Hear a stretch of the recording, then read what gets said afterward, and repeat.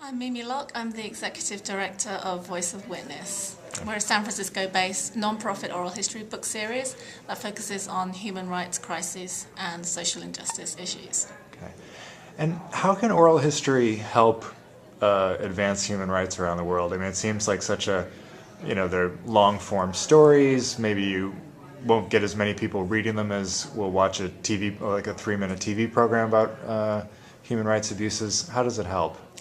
Well, we're hoping that the kind of stories that we collect and the depth and detail that we go into will offer a nuanced, complex portrayal of some of the issues that people maybe will spend 3 minutes watching a TV clip about, and maybe they'll hopefully end up at Voice of the Witness and spending time with a person and their and their experience over the course of a long form narrative, and from that hopefully gain a more nuanced and broad-ranging understanding of the issues at hand.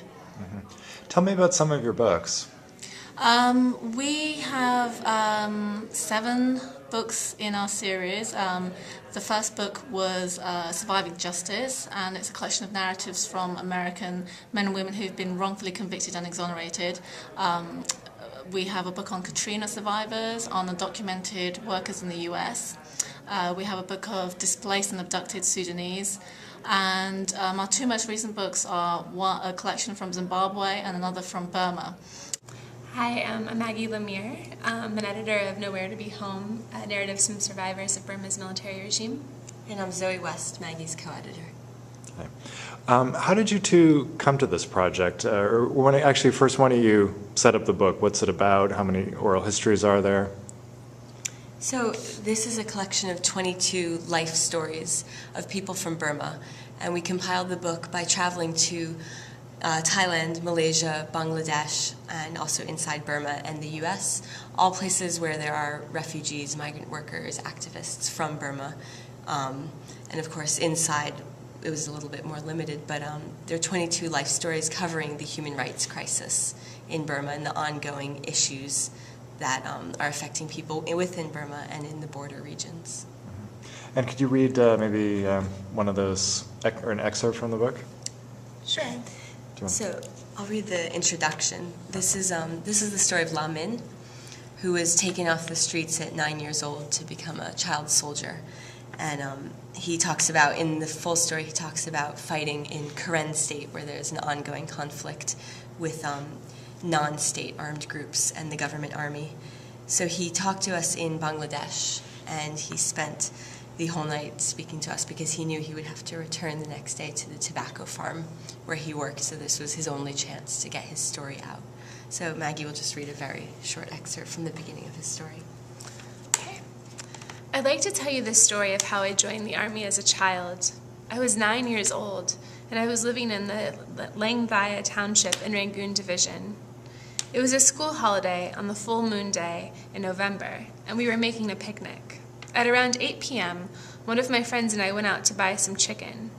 At that moment, an army truck came and took us. When they pulled us into the back of the truck, I found there were 6 or 7 soldiers inside.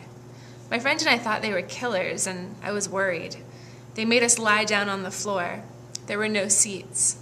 And when I tried to shout, they covered my mouth with their hands. They said, "You keep quiet. You have to come with us."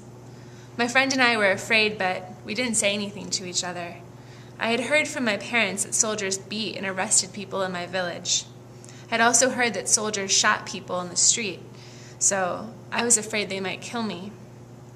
The drive felt very long, and I had no chance to run away.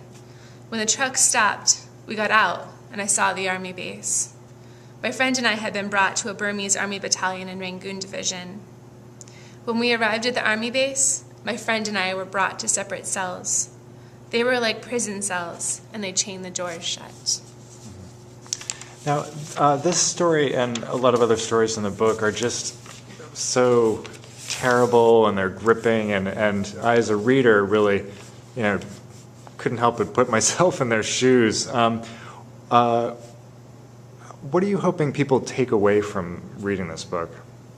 what impact do you hope it'll have? One of the things that was really important to us in choosing the format of oral history was that these are full life stories. So while an excerpt like that is obviously very dramatic and very terrible, if you read the book, there are moments that are normal, happy, and very small moments in addition to these very big dramatic moments.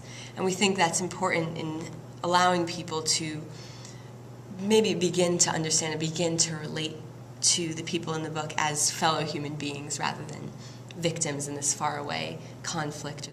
You know, I mean, the books are, I mean, I've read a couple of them now, are very interesting, just gripping stories, and presumably you don't want people to just read the book, say that was interesting, like they would with any novel, and put it away. How do you make sure that they turn that information into action?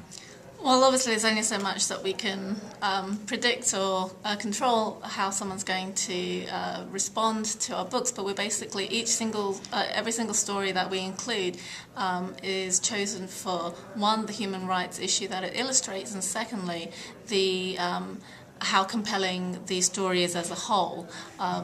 And we hope that with the kind of novelistic depth and of detail that we offer in these narratives, and the way in which those human rights issues are being conveyed, that someone finishes a story having identified with the narrator and their experiences and feels compelled, maybe even outraged, to learn more, engage with organizations that are doing work in these fields, whether it's in terms of advocacy or direct service helping refugees, for example.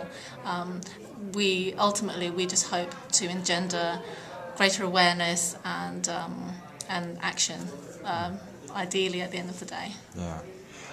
And you're partnering with different organizations to help make that happen, right? Educational organizations and advocacy. Can you tell me anything about this? We launched an education program just this year, and the pilot phase of that program focused on creating curricula for high school students through to college, was a partnership with Facing History and ourselves. We're beginning to partner with organizations like Amnesty USA and Human Rights Watch, so that our narratives can augment their campaigns and their advocacy work. Also, this Burma book that we've just released was supported by the OSI, the Open Society Institute, who see the work as a valuable tool in their own external advocacy efforts.